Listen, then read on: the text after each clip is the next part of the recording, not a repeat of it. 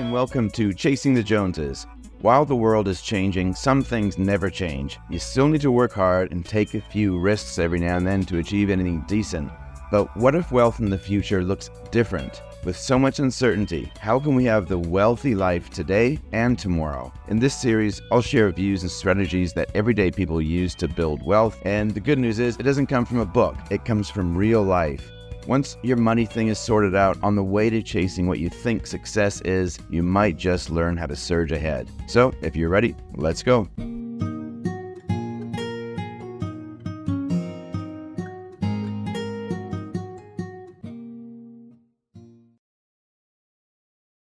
Hey everyone, welcome to the show today. Let's continue on the discussion, shall we, around higher for longer with interest rates or lower and sooner. Knowing where interest rates are going to go will help us to understand where markets are going to go.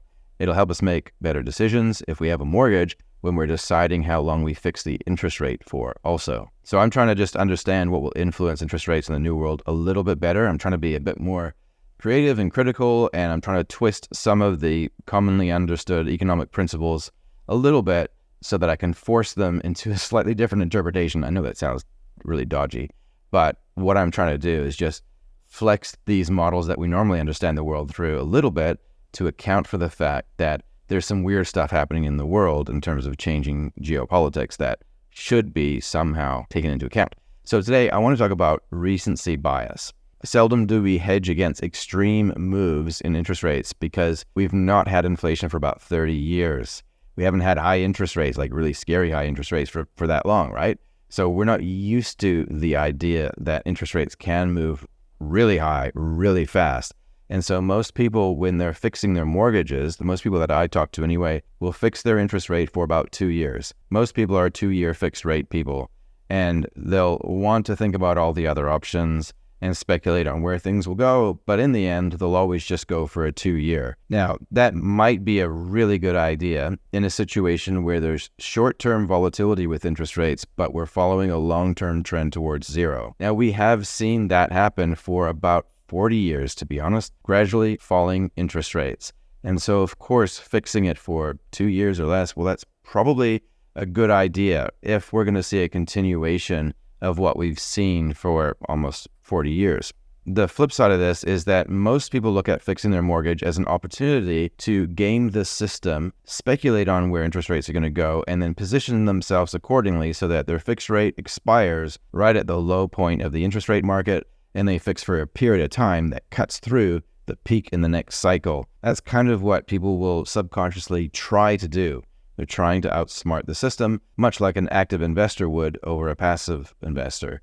Now, will it work? Well, yeah, sometimes it will work. And if you do it really well, the idea is that you might average out a lower interest rate over time if you follow some sort of model that takes into consideration your own personal circumstances and all of the circumstances that you can control. Usually it will involve risk management more than it will involve speculation for a gain. And the reason why is that there's enough uncertainty in the world to worry about. All we need to do is reduce that, and we're going to improve your overall return in terms of getting a lower interest rate on your mortgage. Now, what's in the way of us actually making a good decision, though? Well, I think at the moment it's recency bias.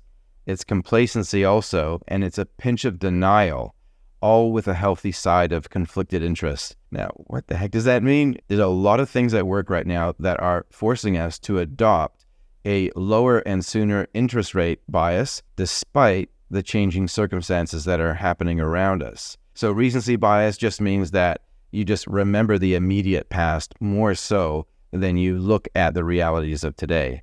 And it forces you to make decisions in real time that are rooted in patterns that you've only seen in the past. And complacency, well, like we talked about already, we've had declining interest rates for about 30 or 40 years. So of course, we don't want to be fixing for too long most of the time because that won't give us the best result. So the 2-year rate or less has actually been probably the favored strategy over that time frame. You would have lost some, but you would probably gain more. Now, if we're at a change in regimes, I don't think we should be complacent around trying to understand what's going on. If things are going to be changing out there with interest rates, we should try to understand when they will change, which direction the change will be, and what magnitude of change that will actually be. So the pinch of denial, well, a lot of us don't really like to acknowledge that we're now in a pot which is really close to boiling point.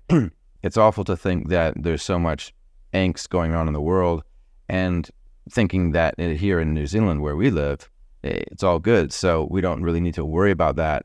But if we get stuck in thinking that because it's okay in our own neighborhood, we don't need to think about risk, then that's a real blind spot.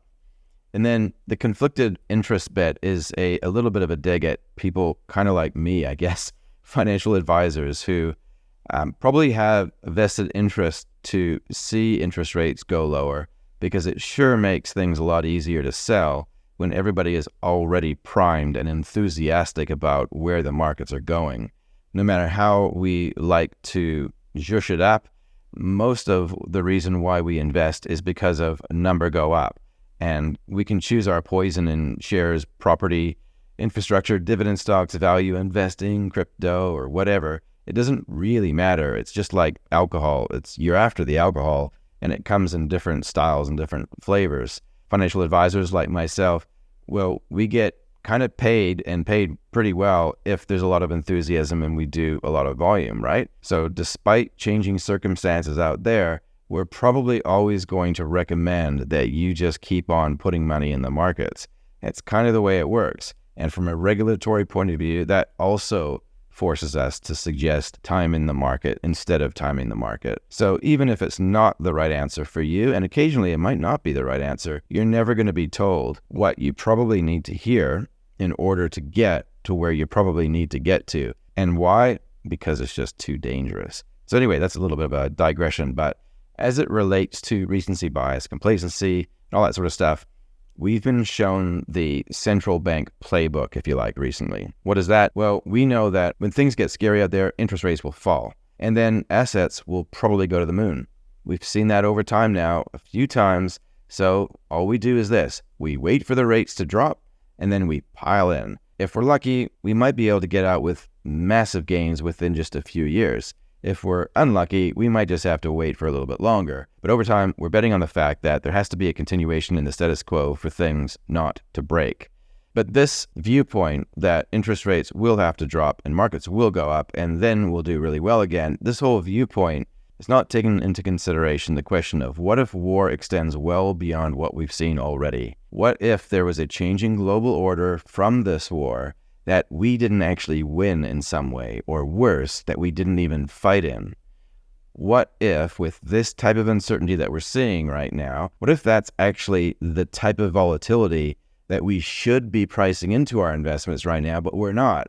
What I'm referring to is this thing called risk premium, or what is the likelihood that if someone was lending you money, they wouldn't get that money back, and therefore, how much more do they need to charge in the interest rate to accommodate for the fact that occasionally they don't get their money back? So what would that mean to risk premiums on interest rates? Well, the higher the volatility, the higher the uncertainty, which might come about because war doesn't go the way we would want it to go, means that there needs to be a risk premium applied to interest rates, means that rates go higher. Again, if rates go higher, what time frame, we don't know. What magnitude, could be quite big. And what direction? Well, it probably would increase interest rates. And so this is something that we should be thinking of as an upward force on your interest rate. But again, it's really hard to know for sure. Maybe it's 1 to 3 years time before we see the peak, and whatever the scariness is, who knows. But war would cause governments to borrow, and they would have to borrow at cheaper interest rates. So it would be engineered, it would be reworked so that the government could borrow money, effectively just print money, regardless of inflation, which will force the financial system into the theater of war itself, which is a crazy thought. Interest rates skyrocket to shift the means of production towards the war effort, and the state and central bank work hand in hand. Preservation of the system takes precedence over people preservation. That's the hard reality that hopefully we won't see at some stage. But is our recency bias preventing us from assessing this danger? My suggestion is that it is. It is never different this time around. That itself is evidence that there is a recency bias at play. The subtle dig at anyone who thinks that maybe it is different. You're a complete tinfoil hatter if you think that there is a recession or a depression risk happening, or a systemic risk at play. It could be lower and sooner with interest rates, though, for 2024. We don't know. But if this recency bias tricks us into thinking that the coast will always be clear, we're not really going to anticipate the interest rates that could happen if risk premiums get applied. Hopefully that makes sense. All right. Again, just a random walk in the woods. Don't rely on any of this as advice to kind of fix for a certain period of time. It's just some of the things that you might want to think about at the moment. If you have any thoughts, remember just to reach out to me on LinkedIn, comment on the post, let me know what your thoughts are. Do you agree? Do you disagree? If you do, why? If you don't, why? All that sort of stuff. It'd be good to get your input. All right. Have a good one.